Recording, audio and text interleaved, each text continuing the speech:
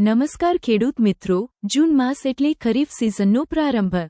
ચાલો જોઈએ જૂન માસમાં શું કામો સૌથી મહત્વના છે। બીટી કપાસ માટે વાવણીલાયક વરસાદ થયે જૂનના બીજા અઠવાડિયાથી જુલાઈના બીજા અઠવાડિયા સુધીમાં કપાસનું વાવેતર કરી શકાય છે।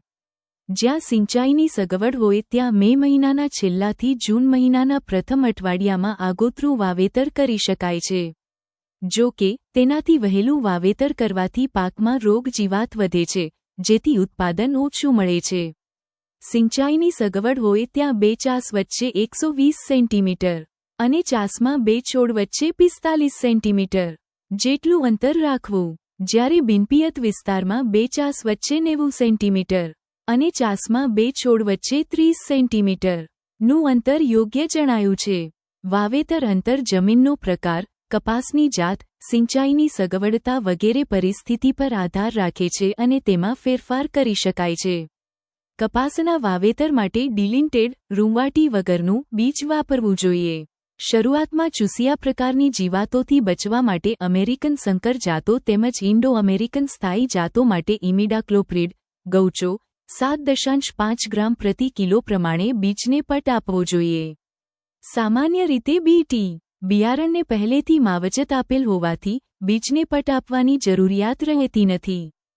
કપાસના પાક માટે વધુ ઉત્પાદન આપતી હાઇબ્રિડ, બીટી હાઇબ્રિડ જાતો માટે 10 ટન કોહવાયેલું છાણિયું ખાતર હેક્ટર અને 24050-150 નાઇટ્રોજન ફોસ્ફરસ પોટાશ કિગ્રા હે આપવાની ભલામણ છે।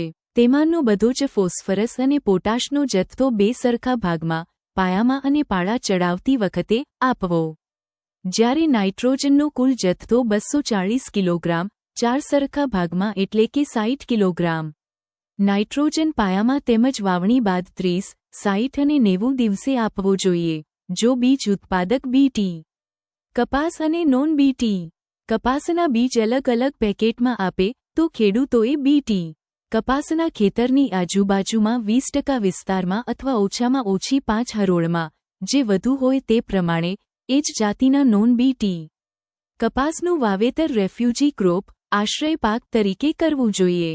આ સંરક્ષણ પટ્ટી જીવાતોમાં બીટી કપાસ સામે પ્રતિકારક શક્તિ વિકસે નહીં તે માટે અત્યંત મહત્વપૂર્ણ છે। આનાથી બીટી કપાસની અસરકારકતા લાંબા સમય સુધી જાળવી રાખી શકાય। ખેડૂત મિત્રો, આ માહિતી તમને ઉપયોગી થઈ હશે। વધુ માહિતી માટે કૃષિ મોબાઈલ એપ્લિકેશન વાપરો અને ખેડૂતલક્ષી દેશના સૌ પ્રથમ કમાન્ડ કંટ્રોલ સેન્ટરથી જોડાવો।